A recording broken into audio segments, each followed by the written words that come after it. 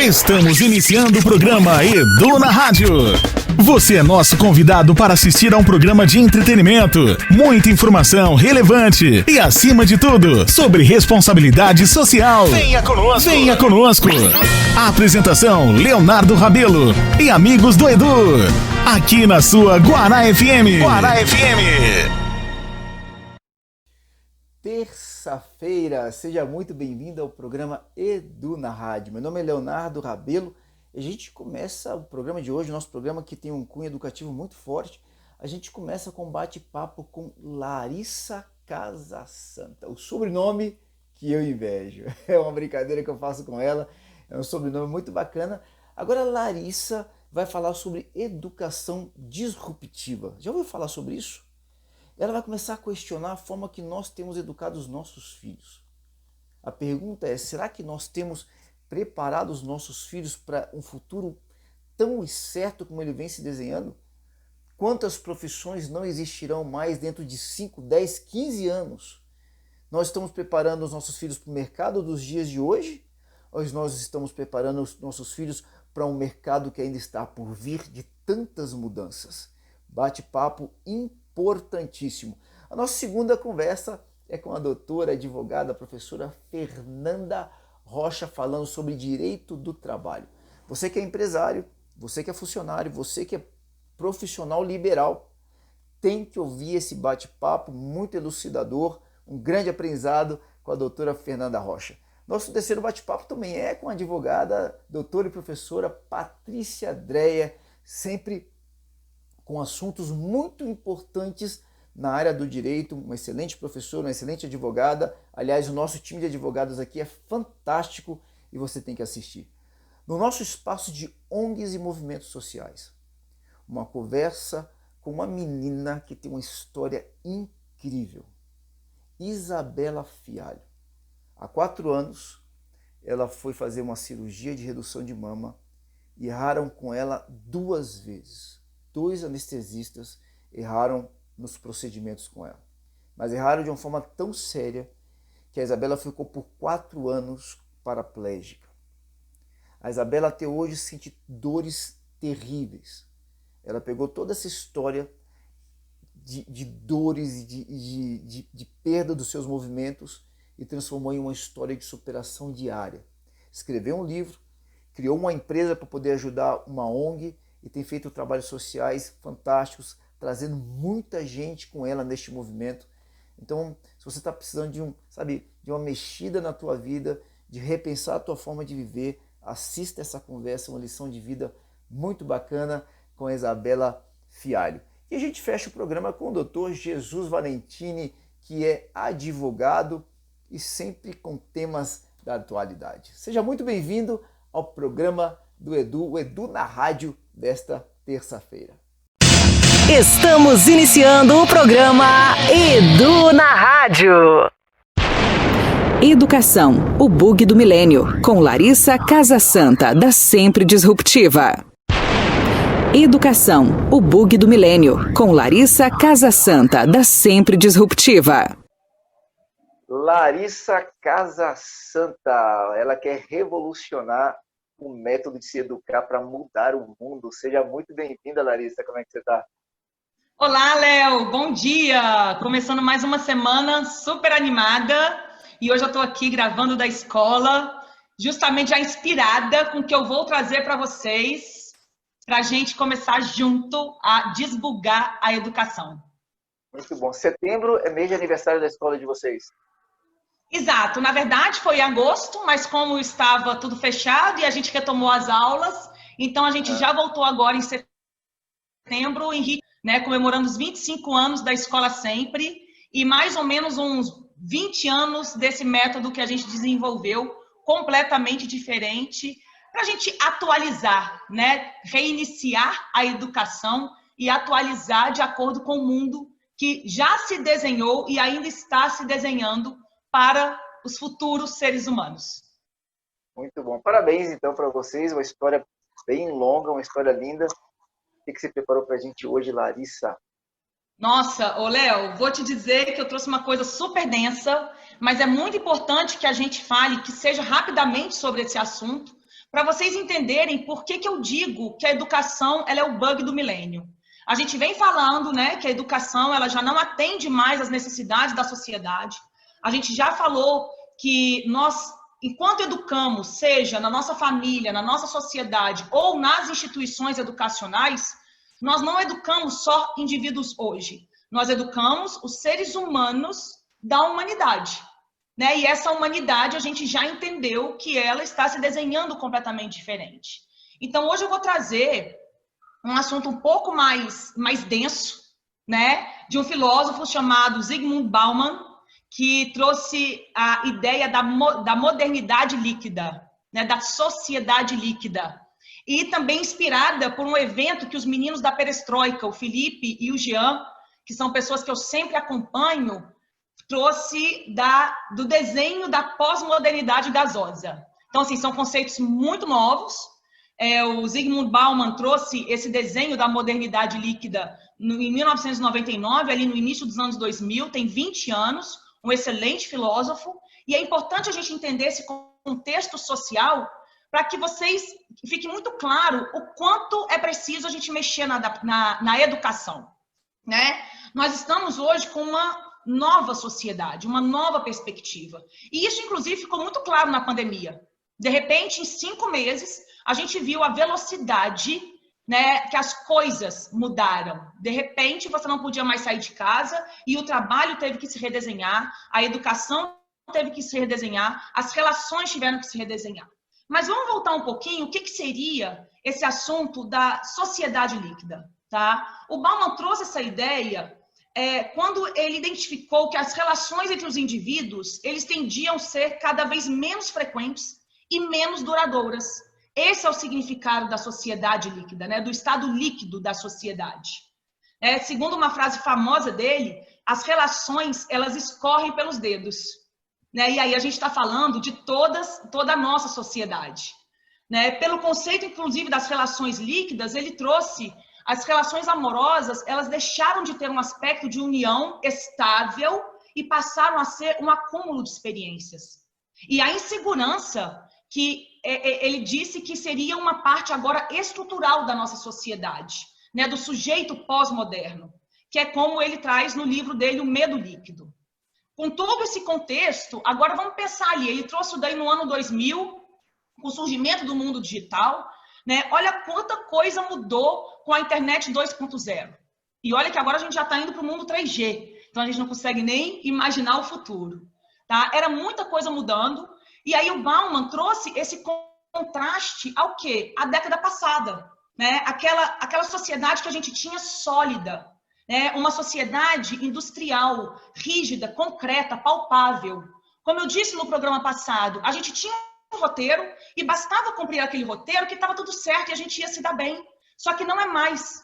Por quê? Exatamente por causa desse estado líquido. Porque qual que é o princípio, né, dos líquidos? Vamos voltar um pouco aqui na física. Instabilidade, falta de coesão e sem forma definida.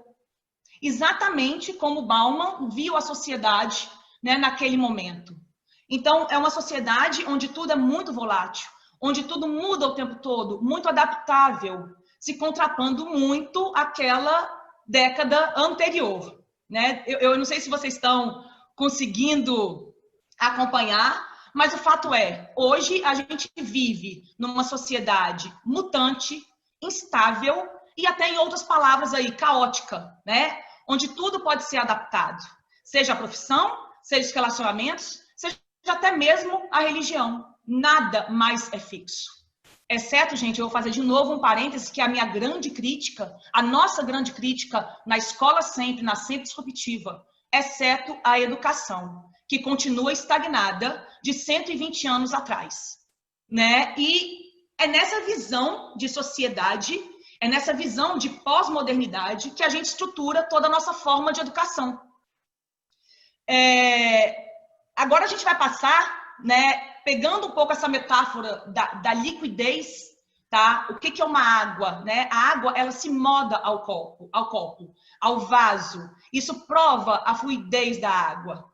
Mas, assim, a gente não consegue pegar toda a água. A gente consegue armazenar um pouco, né? A gente consegue ver ainda a água. Só que o que está acontecendo? Está acontecendo que a gente está indo provavelmente para um outro estado da matéria, que é o estágio gasoso, né? Onde as coisas são muito mais mutantes. E aí, como foi uma provocação também desses meninos da perestroika, eu digo a vocês, bem-vindos à pós-modernidade gasosa, né? Onde o estado físico ele é o mais incomum de todas as matérias, aonde é aquela coisa que a gente não consegue mais ver, ela é quase imperceptível, tá? É nesse contexto todo que a gente vai continuar o próximo programa, mas também é situando nessa sociedade que nós estamos hoje, já há 20 anos, aliás, que foi a ideia da modernidade líquida, indo para a pós-modernidade gasosa, que eu digo com toda clareza, uma das principais habilidades que nós temos que ter, e nós temos que desenvolver, e nós temos que educar, chama a famosa adaptabilidade. A capacidade do ser humano de se adaptar. Como Darwin disse, não é o mais forte que sobrevive, é o mais adaptável. Larissa, cara, que coisa muito louca que você trouxe para mim. E agora, como eu faço? Então, para que hoje, na segunda-feira, antes de eu trazer ainda o conceito da modernidade gasosa, da pós-modernidade gasosa, eu vou deixar uma dica para vocês. Como você pode se tornar um ser humano mais adaptável? Aceite as mudanças. Não resista. Receba. Observe. Se coloque no ponto de observador. Se você escuta sempre as mesmas músicas, porque todo ser humano escuta as mesmas músicas, vai nos mesmos lugares, come a mesma coisa, se permita, nessa semana, comer um sabor, experimentar um sabor diferente. Se permita escutar uma música diferente. E se permita, quem sabe, ler um artigo ou uma ideia diferente. E na semana que vem, a gente continua exatamente nesse contexto. Esses bate-papos aqui são bons demais. Larissa, para as pessoas entrarem em contato com você, como é que elas fazem? Léo, a gente tem lá no Instagram, @escolasempre, @sempre-disruptiva. Tem também o meu Instagram pessoal, @Larissa Casasanta. Eu vou adorar trocar uma ideia com quem estiver ouvindo a gente. Muito bom. Larissa, ótima segunda-feira para você, boa semana e até semana que vem. Obrigada, Léo. Beijão, beijo pessoal, até semana que vem. Momento Direito do Trabalhador, com doutora Fernanda Rocha.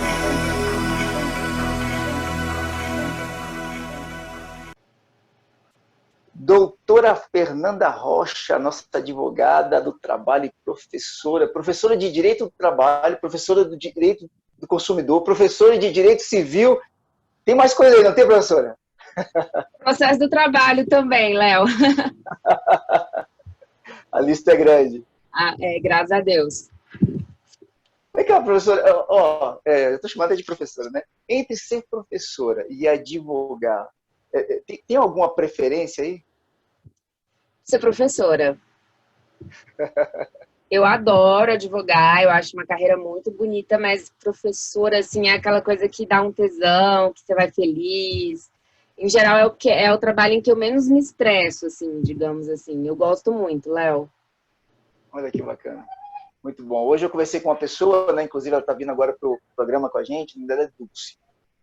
E você vai gostar muito dela, porque ela tem uma história assim, de muitos desafios. A mãe dela foi assassinada por violência doméstica, pelo pai, quando ela tinha 19 anos. Ela conta toda essa história no programa. Ela foi trabalhar no Canavial, depois veio para Brasília, trabalhou por 15 anos como empregada doméstica, com um sonho: eu vou ser professora. Porque minha mãe sempre me ensinou que eu deveria estudar para mudar minha vida.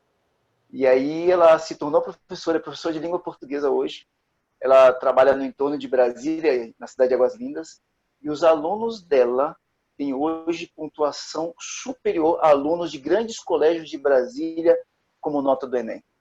Assim, uma virada espetacular, e que ela leva toda essa verdade do poder de mudança que a educação tem para dentro de sala de aula.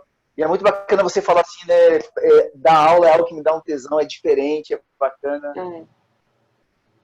Vocês fazem Que linda essa história, Léo. Muito legal. A educação, de fato, é a única saída para muita gente, Léo. Uhum. É a única saída possível para muita gente. E aí você é professor em faculdade, você também é professor em preparatórios para concurso, né, Fernanda? Isso, sim. Eu também dou aula na Faculdade de Processos e atualmente no Gran Cursos Online. Bacana. Professora, então, e advogada, Fernanda, o que você preparou para a gente hoje?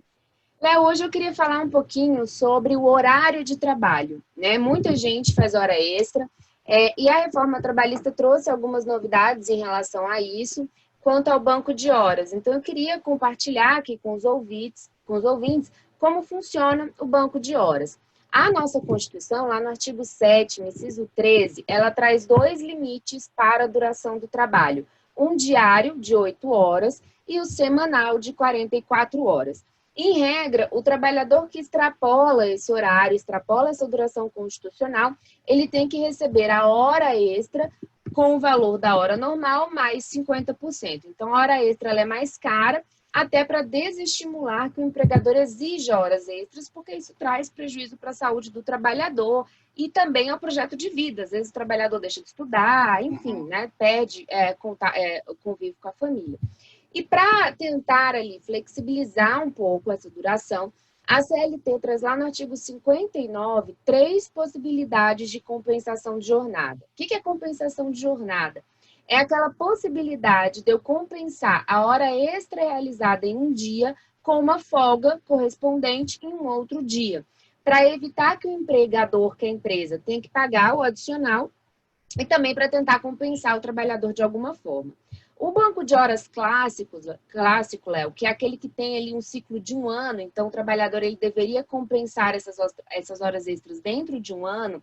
Esse banco de horas clássico, ele exige negociação coletiva. Então, você vai ter que olhar lá na convenção coletiva ou no acordo coletivo de trabalho, que é firmado pelos sindicatos, para saber se há acordo em relação a esse banco de horas. Mas a reforma trabalhista acrescentou lá no parágrafo 5º uma nova possibilidade de banco de horas que dispensa a negociação coletiva, basta ali um acordo individual escrito entre empregado e empregador, que é o banco de horas semestral. Nesse banco de horas semestral, Léo, o empregado ele tem até 6 meses para compensar essas horas extras. E aí basta que ele faça esse acordo diretamente com o empregador. E a reforma ainda traz mais uma possibilidade, mais simples ainda, que é a compensação mensal. As horas extras, se elas forem compensadas dentro do mesmo mês, basta um acordo tácito, ou seja, eu não preciso nem sentar e negociar isso com o meu empregador. Se eu não reclamar, digamos assim, essa compensação ela seria válida. Então, eu posso ter essa compensação mensal, semestral ou anual, cada uma com os devidos requisitos. Eu acho que é legal o trabalhador saber dessa possibilidade, conversar com o empregador e os empresários também conhecerem essa possibilidade, porque ajuda muito ali na gestão da empresa, até porque algumas empresas ali numa sexta, né, pode ter uma produção maior, uma exigência maior, aí na segunda nem tanto, a empresa consegue se organizar melhor assim. Essa é a dica da semana, Léo, tanto para os empregados quanto para os empresários também. Vou fazer uma pergunta aqui, Fernanda. Isso é uma opção da empresa? O empregado pode, por exemplo, falar assim, eu topo fazer hora extra, mas eu não aceito o banco de horas. Para mim tem que pagar. Ele pode impor isso pela lei ou não? Se houver negociação coletiva, se for banco de horas anual, aí depende muito do que vai estar lá na negociação coletiva. Agora, se for o banco de horas semestral e mensal, aí vai depender também da vontade do empregado. O trabalhador ele pode se posicionar contrário e não fazer o banco de horas. Basta que ele não firme o acordo ou, no caso do mensal, ele manifeste essa discordância em compensação desde o início ali com o empregador. Uhum. Só queria a gente tocar no assunto que você trouxe aqui logo no início. Nosso programa ele é muito educativo, né? Ele vem com dicas voltado muito à educação mesmo, várias áreas. E aí você trouxe algo muito bacana sobre a responsabilidade social do empresário. Na hora que você fala assim, existe um desestímulo para que a pessoa venha fazer muitas horas extras, para que ela não venha comprometer sonhos pessoais. A educação, por exemplo, o desenvolvimento, ou relacionamento com a própria família. Isso é algo muito sério, né, Fernanda? Essa questão da pessoa não viver só para a empresa, né? Isso é muito sério, Léo, e inclusive os empresários eles têm que ter muito cuidado, porque nós já temos diversas decisões do TST que condenam as empresas a pagar a indenização a trabalhadores por dano existencial. E o dano existencial é exatamente esse prejuízo que o trabalho causa ao projeto de vida do trabalhador. A gente tem situações de empregados que não têm horário fixo, que muitas vezes fazem 14, 12, 14 horas por dia de trabalho. E se a gente pensar que uma pessoa que está trabalhando 13, 14 horas na empresa, ela não vai ter qualidade de vida com os seus filhos, com a sua família. Um dos primeiros casos de dano existencial, Léo, foi uma situação de um empregado que estava há 10 anos sem tirar férias. E ele relata no processo que é exatamente aquela fase em que os filhos dele estavam ali entre 3, né, e 13 anos. Então, imagina, você perdeu todas as viagens de férias. Ele conta, olha, os meus filhos viajavam com a minha esposa para a praia, para passear, para visitar a avó, e eu nunca pude estar presente. Então, ele perde a infância inteira dos filhos, basicamente. 10 anos sem férias é muito tempo. Então, além da indenização do pagamento de férias em dobro que ele teve, a empresa foi condenada, ele também recebeu uma indenização por dano moral por conta desse dano existencial. A gente tem que lembrar que a vida não é só trabalho e que as empresas têm que ter também essa responsabilidade, até porque quanto mais horas extras se faz, Léo, maior é o número de acidentes de trabalho, maior é o adoecimento daquele trabalhador. As estatísticas estão aí que não me deixam mentir. O maior número de acidentes de trabalho, por exemplo, na construção civil, acontece no labor extraordinário. E faz todo sentido. Uma pessoa que está ali nesse trabalho que é braçal, que é físico, se ela está trabalhando 8 horas seguidas, na 9ª hora é óbvio que ela tem uma atenção diminuída, então ela vai mexer ali com equipamentos que são muito perigosos, então o risco de morte aumenta, e tudo isso vai sim gerar uma condenação para a empresa. Por isso que as empresas têm que ter esse cuidado de fato, Léo. Muito bom, bate-papo muito bacana. Fernanda, para as pessoas conhecerem um pouquinho mais a você, teu trabalho, tudo isso que você traz como contribuição e como essa grande professora, como é que as pessoas fazem? Léo, eu vou indicar aqui o meu Instagram, fernandarocha.t, e também o YouTube, é o canal direto do trabalho. Quem quiser, lá eu estou postando alguns vídeos. No Instagram eu respondo aos directs. Quem tiver sugestão, dúvida, é só me procurar que a gente está totalmente à disposição, Léo. Maravilha. Fernanda, obrigado demais, ótimo dia e até semana que vem. Grande beijo, Léo. Até semana que vem. Um abraço aí para todos os ouvintes. Programa Edu na Rádio. Edu na Rádio. Onde que fica a fonte da sua esperança? E onde que você tem guardado essa esperança? Em dias ditos de desesperança como os dias atuais, o que você pode fazer? Existe uma fonte, um local de esperança que pode confrontar aquilo que nós vemos e aquilo que nós ouvimos. Essa fonte se chama Jesus Cristo. Jesus, Ele é a esperança. E para aqueles que creem nele, em Jesus, nós vivemos não pelo que vemos ou ouvimos, mas vivemos por aquilo que cremos. E o que cremos supera aquilo que vemos. E chamamos isso de milagre, ou maravilhas, ou simplesmente de amor de Deus por nós. Que o Deus da esperança te encha de toda alegria e paz por crer nele, para que você transborde de esperança pelo poder do Espírito Santo. Livro de Romanos, capítulo 15, versículo de número 13.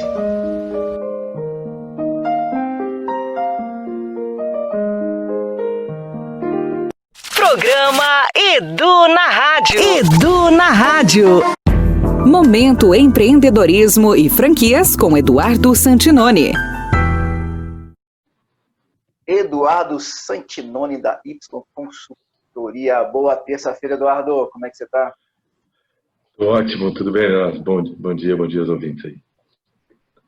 Maravilha. Como é que está a correria, cara? Bons sinais aí, a pandemia parece que está começando a mostrar sinais de uma futura trégua. Como é que está o mercado, hein, Eduardo? Estou sentindo exatamente isso. O humor das pessoas melhorando, consequentemente o consumo melhorando, tanto em clientes quanto em demandas pelos nossos serviços. E como eu sempre digo, se alguém nos procura, é porque tem perspectiva de futuro. E essa perspectiva de futuro é um sinal de otimismo. E acho que realmente a gente está sentindo esse otimismo aumentar e, consequentemente, a pandemia começar a passar. Muito bom. A gente vê que tem algumas áreas assim, no mercado, em especial, que vem crescendo, né? Eu tive uma reunião essa semana com o pessoal da área de alimentação. Eles falaram que, assim, que eles estão vendendo mais do que nunca. Assim, mais do que nunca mesmo. Construção civil, cara. É impressionante. Porque hoje, até para você poder encontrar, às vezes, contratar um profissional, tá difícil encontrar um profissional. Material de construção, qualquer tipo de material, está mais caro do que o comum e está inflacionado, porque a demanda está muito grande. Então, existem alguns nichos de mercado que estão bem aquecidos e outros que estão voltando a aquecer, tá? É verdade. O que a gente tem observado também, além desse fenômeno, em razão de, infelizmente, muitas operações terem fechado as portas, né, durante o processo da pandemia, isso deixa os mercados menos atendidos. Consequentemente, aqueles que ficaram e estão com as portas abertas estão absorvendo a demanda que estaria indo para essas outras operações que não estão mais funcionando. Então, muitas das pessoas que voltaram a funcionar esperando um retorno mediano ali para baixo estão se surpreendendo positivamente, porque eles estão atendendo clientes, além dos que eram dele, os clientes que estão vindo de operações que não eram dele. Bom, veja que às vezes é a forma que você vê, né? Eu posso enxergar um problema, eu posso entender que tem alguma oportunidade aqui e eu preciso, sabe, virar a chave e descobrir onde é que eu posso aproveitar essa oportunidade que está surgindo. Sempre vai ser assim, né, Eduardo? É isso. Quando tem o terremoto, abala muita coisa, cai muita coisa, mas abre muito espaço e muita oportunidade. A gente tem que levar o olhar para essas oportunidades que estão abrindo. É exatamente o que a gente está vivendo agora. Muito bom. O que você tem para a gente hoje, Eduardo? Conta aí. Hoje eu tenho uma citação de uma pessoa que eu sou muito fã, que é o Robinson Shiba. Robinson Shiba foi Shark Tank, ele é do fundador do China Box, e ele fala sobre empreendedorismo. A definição dele de empreendedorismo é: empreendedor é o sonhador que implanta. Empreendedor é o sonhador que implanta. É uma definição extremamente simples, uma frase simples, mas que carrega em si um volume de conteúdo enorme. Porque o empreendedor, ser sonhador, é uma premissa do empreendedor. E eu preciso visualizar algo futuro que ainda não está acontecendo para ser um empreendedor. Então, eu tenho que ter essa visão e sonhar com algo que vai agregar valor para o mundo.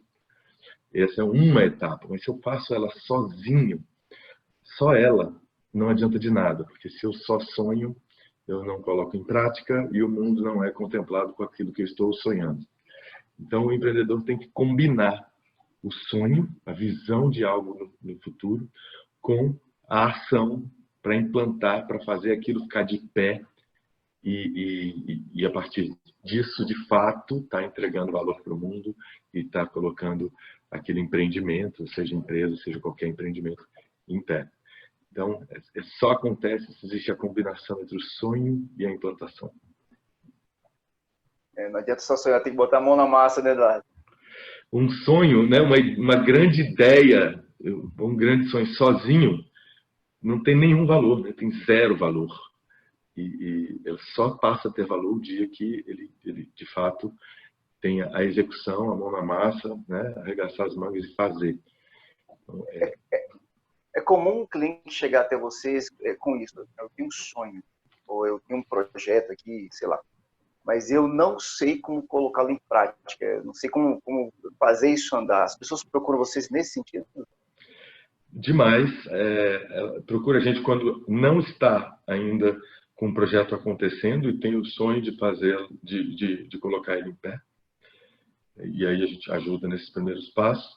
E mais ainda, as pessoas nos procuram, empreendedores que já estão com o projeto em pé e têm o sonho de alcançar mais, de crescer, de abrir franquias, de expandir os negócios. E eles nos procuram com esse sonho de fazer as marcas deles chegarem longe. E para isso, de novo, é fundamental sonhar e é fundamental fazer. E a gente ajuda a estruturar e dar esses primeiros passos, pegar na mão e ajudá-lo a realizar o sonho. A realização do sonho dele é a realização do nosso sonho. Eu tenho certeza que muita gente tem sonhos, olham para suas empresas, para seus negócios, ou tem um projeto ali na gaveta que quer fazer com que isso venha a andar. Tem até energia, mas às vezes está inibido ali, sem saber qual é o primeiro passo. É o que você falou, né? Alguém pegar na minha mão, acho que vai.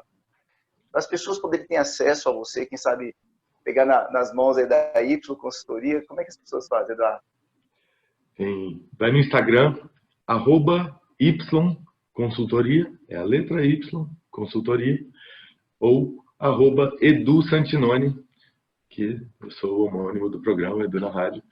@Edu Santinoni, os dois no Instagram. Conversa com a gente por lá e vamos ver se a gente consegue pegar na sua mão e ajudar a alcançar esse sonho.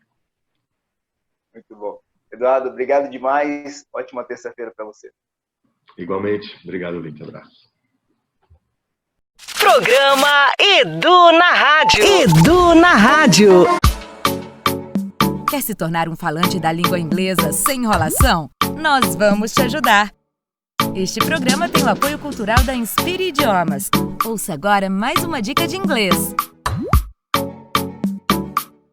Hello everybody! Hoje vamos aprender algumas maneiras de falar de nada. O normal é you are welcome.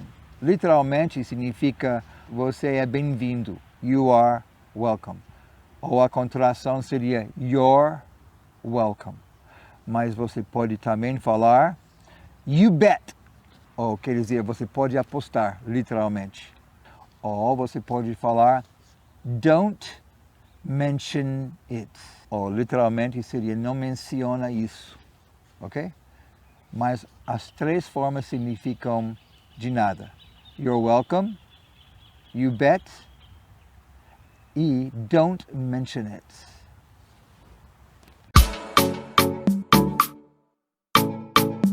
Este programa tem o apoio cultural da Inspire Idiomas. Aprenda inglês online com segurança e no conforto da sua casa. WhatsApp +55 61 98211 5692 ou acesse instagram.com/inspireidiomas e saiba mais. Ligue agora e torne-se um falante da língua inglesa. WhatsApp +55 61 98211 5692. Inspire Idiomas. Torne-se um falante da língua inglesa. Programa Edu na Rádio. Edu na Rádio. Lição sobre o inesperado com Isabela Fialho. Isabela Fialho. Essa menina vai te dar um tapa na cara para você, olha, repensar a tua vida, porque todo dia que ela vem aqui, ela dá um tapa na minha cara. Mas é bom, a gente cresce e aprende até com quem é mais novo do que a gente. Um tapa de almofadinha, né? Não é pra machucar, é de almofadinha, né? É um tapa quase que de amor, assim, quase que de amor. Mas muito bom. As nossas reflexões aqui são muito boas, Isabela, né? A gente teve outro dia um feedback de uma senhora. Ela mudou algo que ela ia fazer na vida dela por conta daquilo que ela ouviu, daquilo que você trouxe. Foi para ela uma lição de vida muito importante, muito bacana mesmo. Isso me arrepia toda, de verdade. Eu fico Parabéns. Sabe, diante de tanta dor, eu estava falando com a sua mãe, é muito bacana quando a gente ouve outras pessoas. Eu conversei também com a Claudine, a professora Claudine, que é presidente da Faculdade de Processo, é nossa parceira, está aqui na rádio também. E conversando também com a Clara, e elas falando de você, é muito interessante, porque elas trazem, às vezes, até um sentimento um pouco mais dolorido do que você. É tão interessante isso, porque eu estou aqui contigo, é alegria, é sorriso. Teve um dia que você veio com a camiseta, né? Como é que a vida é um brinde? É um open bar de gratidão. Um open bar de gratidão. E às vezes as pessoas estão olhando para você ainda um pouco com dozinha ali, mas eu estou vendo aqui uma guerreiraça, assim, uma baita de uma guerreira. E é um prazer para a gente poder estar dando um pouco de voz para você. Tem muito lugar ainda para a gente botar a tua cara, a tua voz, a tua história para mudar a vida. O prazer é todo meu. E é isso, assim, são vitórias diárias. E tá aqui é uma grande vitória para mim. Uma grande vitória. É aquilo que eu comentei com o meu fisioterapeuta esses dias, que são pequenas vitórias que dão grandes conquistas, né? E eu até comentei aqui já um dia que a gente tem que comemorar essas pequenas vitórias, celebrar essas pequenas coisas. Eu acho que é por isso que eu não guardo esse sentimento de uma dor muito forte, sabe? Que eu não tenho isso de um peso muito grande. Porque eu realmente começo a celebrar as pequenas coisas, assim. Eu estar sentada aqui hoje numa cadeira normal, para mim é um super avanço. Ontem eu fiz yoga com uma professora que veio aqui a primeira vez, e eu comentando com ela e fui conseguindo fazer algumas coisas que eu falei, eu nunca imaginei que eu fosse conseguir. Hoje estou aqui morrendo de dor, toda acabada, mas estou muito feliz. É a gente reeducar o nosso olhar, né, para as vidas e para as coisas que acontecem com a gente. Porque é aquilo, todo dia a gente tem no mínimo 3 coisas para agradecer, por menores que sejam. Cada dia é uma superação, né, Isabela?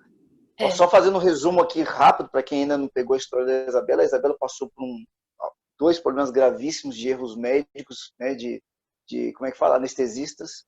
A Isabela, ela ficou paraplégica por quase 4 anos, isso, né?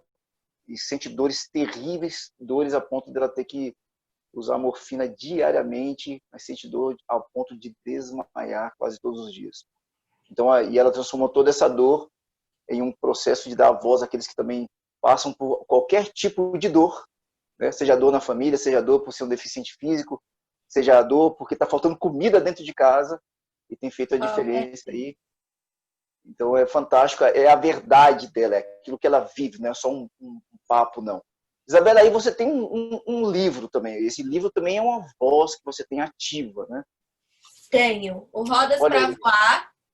A gente compra para onde?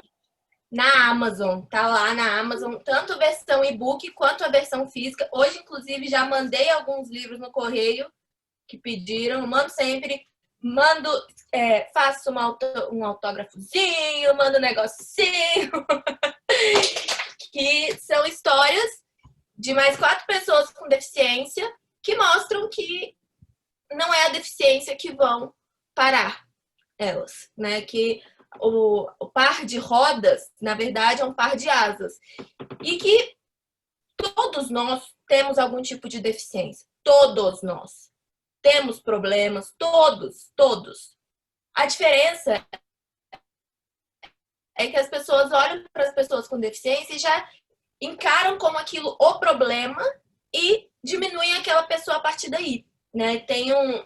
Eu estudando horrores, eu estou escrevendo um artigo sobre um filme e eu aprendi um termo só agora que eu não conhecia, que chama capacitismo. Capacitismo é como se fosse o preconceito contra a pessoa com deficiência. É você falar expressões que diminuem, você falar assim, você vê uma pessoa parada e você brinca, tá autistando, retardado, sabe?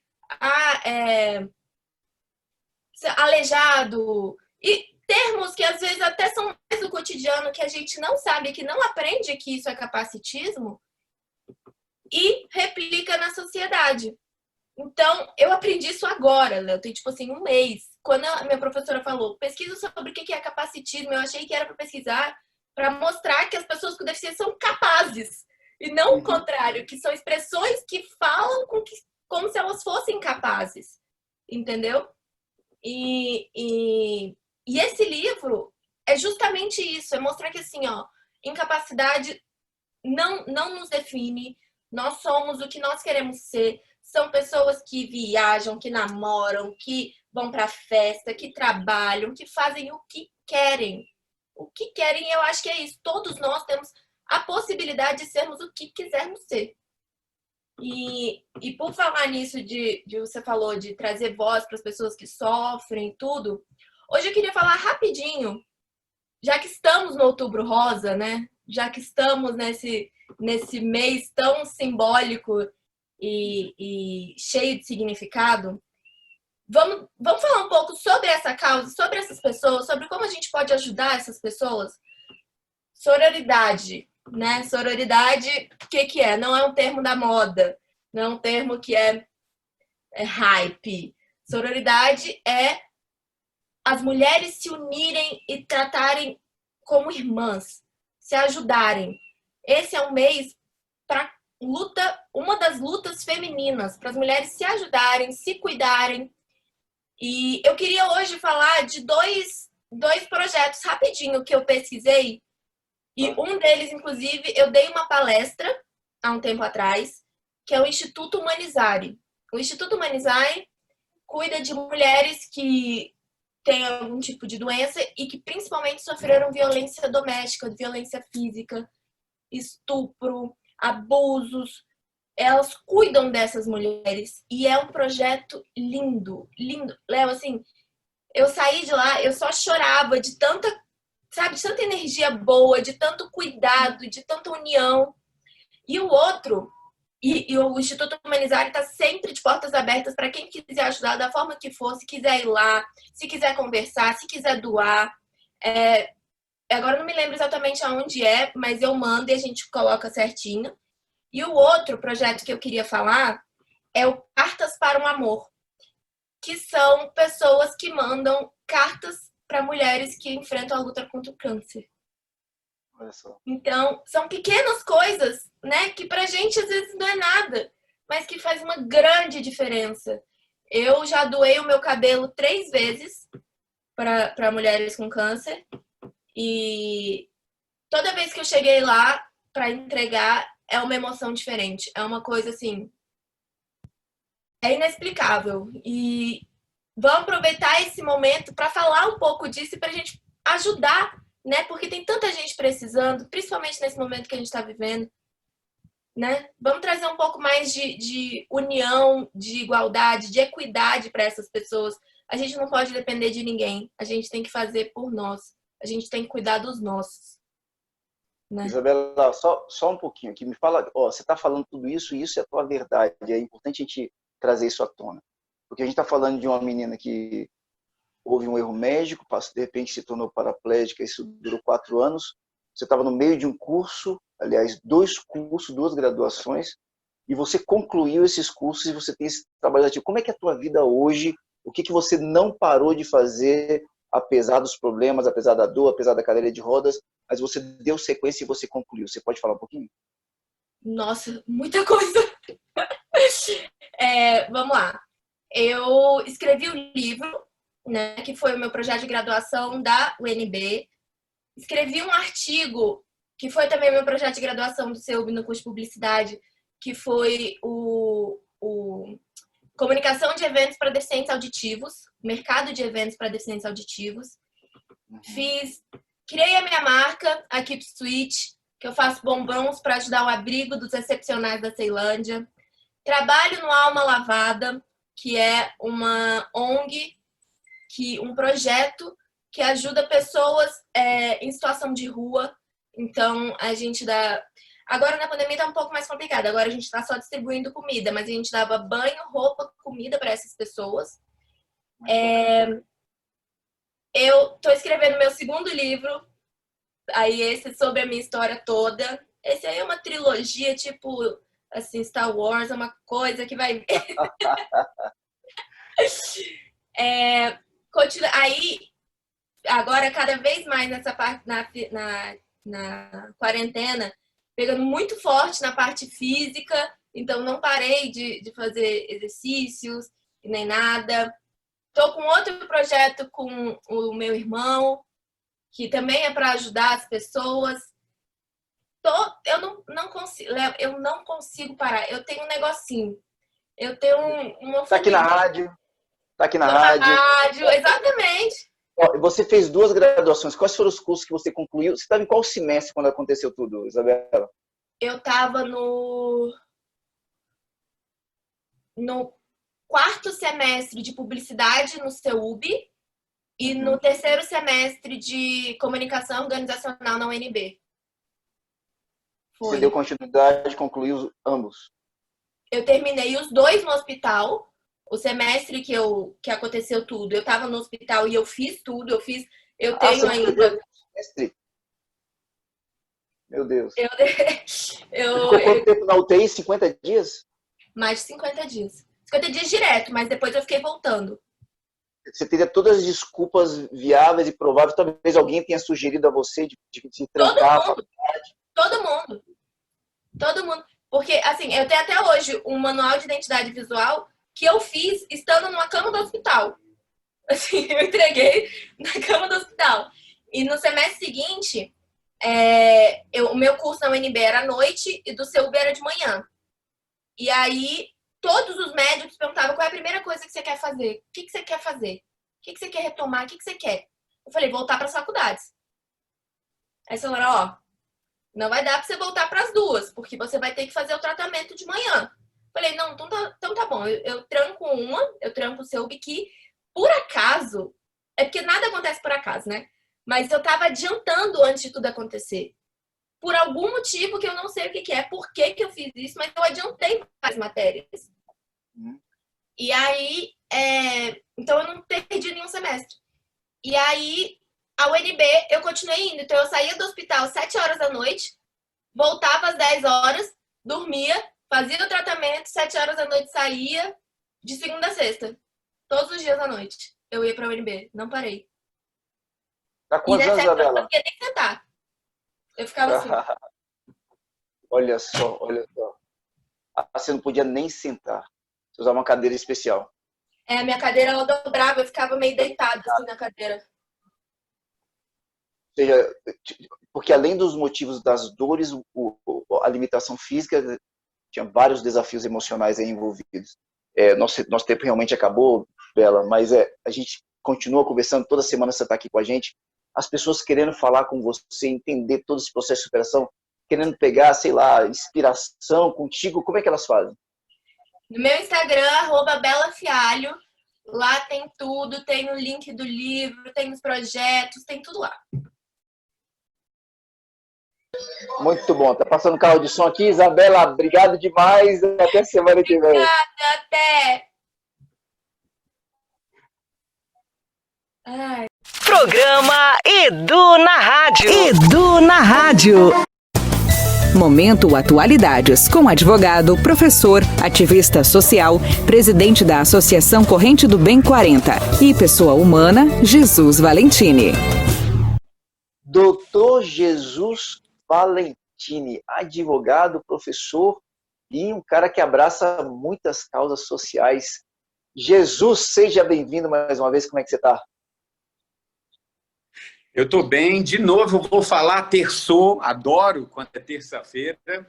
Estou bem e na semana passada nós conversamos bastante e você falou sobre o calor, correto? Lembra que você falou sobre o calor?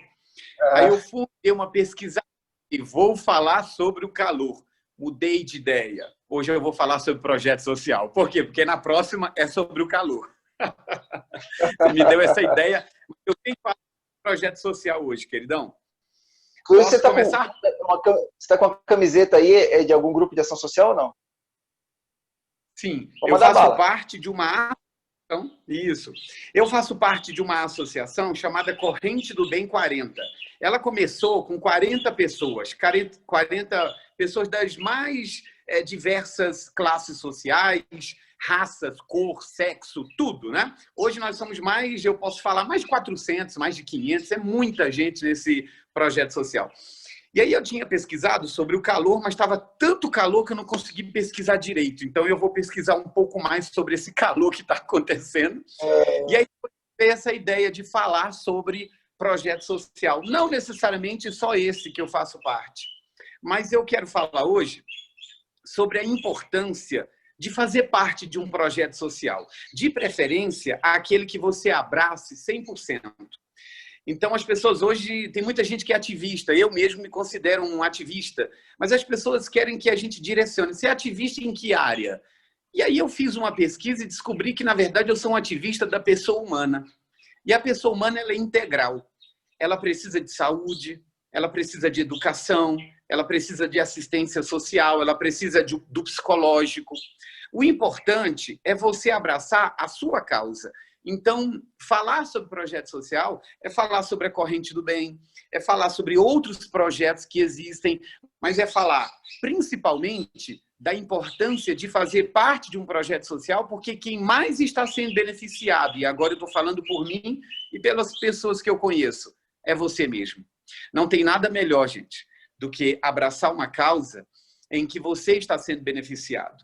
Quando nós, da Corrente do Bem, entramos na casa de alguém para levar uma cesta básica, para levar um TOD, como uma criança pediu há um tempo atrás, isso me marcou muito, né? Ela falou que, tio, eu quero TOD.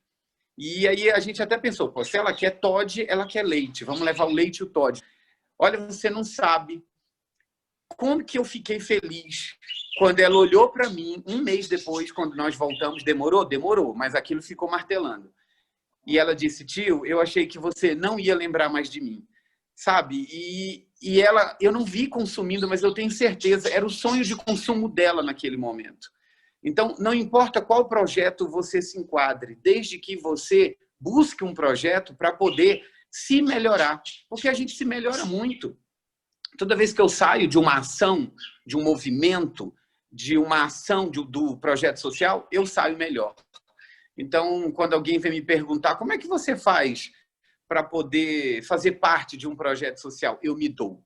Você tem que se doar. Tem que se doar de corpo e tem que se doar de alma.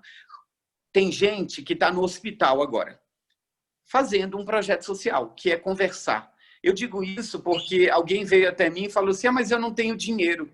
Gente, projeto social e doação não é necessariamente dinheiro. Todo mundo, muita gente pensa que tem que ter dinheiro para fazer parte de um projeto social. A Corrente do Bem começou sem R$1. Nós começamos com o que nós temos de melhor, que são ideias.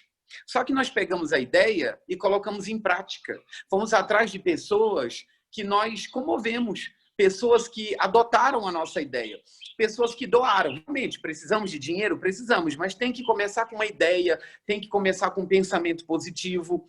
Aí, voltando às pessoas que estão no hospital agora, ajudando os outros, sem dinheiro, o que é que você está doando? Um colo, uma palavra, os ouvidos. Você está doando o seu tempo. E tempo vale mais que dinheiro? Isso aqui não é marketing, é verdade. Tempo vale muito mais que dinheiro.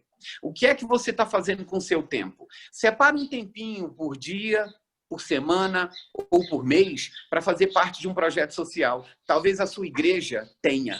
Se não tiver, o seu bairro tem. Se não tiver, o estado também tem. Eu tenho certeza que se você colocar no Google agora, quero fazer parte de um projeto social, vai aparecer 1 milhão de oportunidades para você ajudar. Aí você tem que procurar onde é que você vai se enquadrar. Para você ajudar a criança, para você ajudar adolescente, para você ajudar deficiente.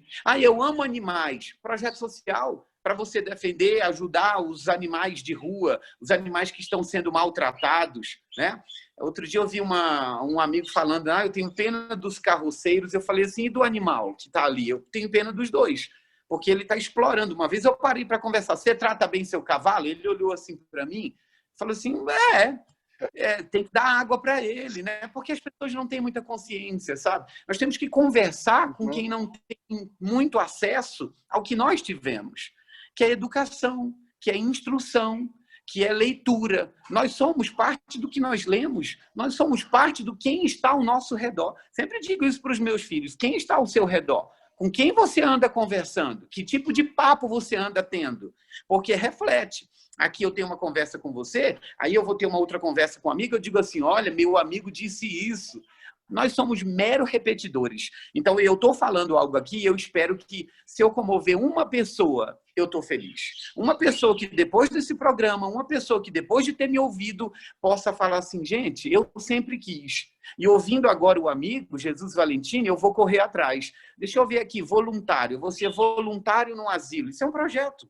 Eu vou ser voluntário em um hospital. Isso é um projeto. Eu vou ser doador de sangue. Acabaram de mandar mensagem aqui para mim. Queremos o seu... Estamos precisando de A positivo. Eu fiquei tão feliz porque valorizou meu sangue, inclusive, né? Estão precisando do meu, não do outro, que é A negativo, O positivo. Não, é do meu. Então, eu já vou agendar. Acabou aqui, eu vou ligar... Vou dizer assim, vocês mandaram mensagem para mim, o eu é A positivo, estou cadastrado aí, não, venha para cá, vou doar. Isso é um projeto. Então, participar de um projeto é se doar. E quando a gente se doa, a gente melhora tanto, né? Você levanta o dia melhor, você dorme melhor e você incentiva os outros também. Outro dia o meu filho falou assim, pai, você faz parte da corrente do bem. Eu falei assim, nossa pai, você é bom, né? Eu falei, eu e todo mundo que faz parte. Porque a corrente do bem é um grupo de pessoas. Eu sozinho não consigo nada. Uma andorinha só não faz verão, mas dá exemplo. Ela dá exemplo, ela não faz o verão, mas ela dá exemplo, né? E eu quero dar exemplo para os meus filhos, quero dar exemplo para as pessoas que estão ao meu redor, quero dar exemplo para os amigos e, principalmente, para mim mesmo. Eu quero dar exemplo para mim mesmo, porque eu quero ficar orgulhoso, no bom sentido da palavra, de mim mesmo, de fazer parte de um projeto. Então, eu vou tirar uma outra oportunidade para falar só da Corrente do Bem, que é um projeto lindo, assim como existem outros também. Mas já deu o primeiro passo. Olha aqui a logomarca, o logotipo. Se você puder acessar pelo Instagram, Corrente do Bem 40. O número 40 é porque começou com 40. Eu até falei para a galera, vamos mudar para 400. Corrente do Bem 400, poderia ser 500. Número não importa. Importa que existe uma corrente do bem. E estamos todos de mãos dadas, em especial durante o período da pandemia, para poder atender as pessoas que estão vulneráveis, as pessoas que estão com necessidade, em especial nesse período, né? Então, quero agradecer de novo a oportunidade de falar de mais um tema, de mais um assunto que me orgulha muito, que é projeto social. Muito bacana. Jesus, para as pessoas agora terem acesso a você, poder bater um papo com Jesus, conhecer um pouquinho mais da tua história, como é que elas fazem? É uma rede social que eu alimento, que eu gosto muito, que é o Instagram. Lá eu estou como @JesusValentiniOficial. E você pode encontrar a Corrente do Bem, @Corrente do Bem 40. E eu estou lá nesse projeto também, assim como muitas pessoas. Mas você me encontra, em especial, no meu Instagram, @JesusValentiniOficial. Maravilha. Jesus, obrigado demais. Um ótimo dia. Até semana que vem. Até semana que vem. Brigadão, querido. Abraço a todos. Programa Edu na Rádio. Edu na Rádio. Só um pouquinho. Para só um pouquinho. E depois diz para mim como é que foi. Só para, ouve e faz comigo. Pai nosso, que estás nos céus,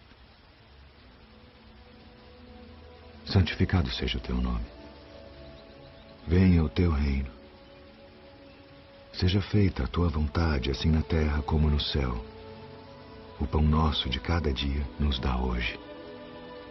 E perdoa-nos as nossas dívidas, assim como nós perdoamos aos nossos devedores. E não nos induza à tentação, mas livra-nos do mal. Porque teu é o reino, e o poder, e a glória para sempre. Amém.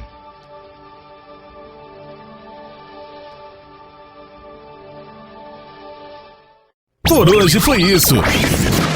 O Edu na Rádio é um programa para toda a família. Venha conosco e convide seus amigos e familiares. Vamos juntos compartilhar o bem e unidos construir uma cidade e um país melhor. Edu na Rádio.